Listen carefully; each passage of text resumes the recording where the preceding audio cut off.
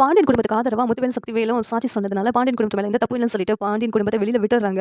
இங்க தங்கமயில் சரவணன பார்த்துட்டு என்ன மன்னிச்சிடுங்க மாமா.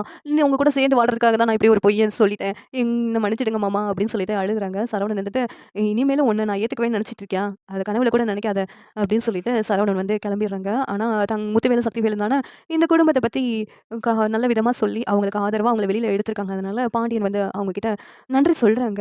உடனேவும் முத்துவேலும் சக்திவேலும் நாங்க கார்ல தானே வந்திருக்கோம். எங்க கார்லயே நம்ம எல்லாரும் போகலாம்னு சொல்லிட்டு அவங்க கார்லயே வந்து வீட்டுக்கு வந்து விடுறாங்க. வீட்டுக்கு வந்து விட்டது மட்டும் இல்லாம, அவங்க பாண்டியன் "உள்ள வாங்க" அப்படின்னு சொல்லிட்டு முத்துவேல் சக்திவேலையும் வீட்டுக்குள்ள கூப்பிடுறாங்க.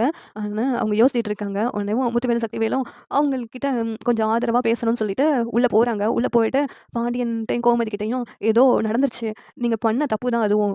பொண்ண பார்த்து கல்யாணம் முடிக்கும்போது பார்த்து கல்யாணம் முடிச்சிருக்கணும். அந்த குடும்பத்த பத்தி விசாரிக்காம கல்யாணம் முடிச்சதுனால தான் இப்படியெல்லாம் நடந்துருச்சு. இந்த பத்தியும் யோசிச்சுக்கிட்டு இருக்காம நடக்கிறத பாருங்க" அப்படின்னு சொல்லிட்டு முத்துவேல் சக்திவேலும் அவங்களுக்கு ஆறுதல் சொல்றாங்க. முத்துவேலும் சக்திவேலும் இத பத்தி இனிமேலும் யோசிக்காம இருங்க. நாங்க கிளம்புறோம் அப்படின்னு சொல்லிட்டு சொல்றாங்க. உடனே பாண்டியன், கோமதியும் மறுபடியும் நன்றி சொல்றாங்க.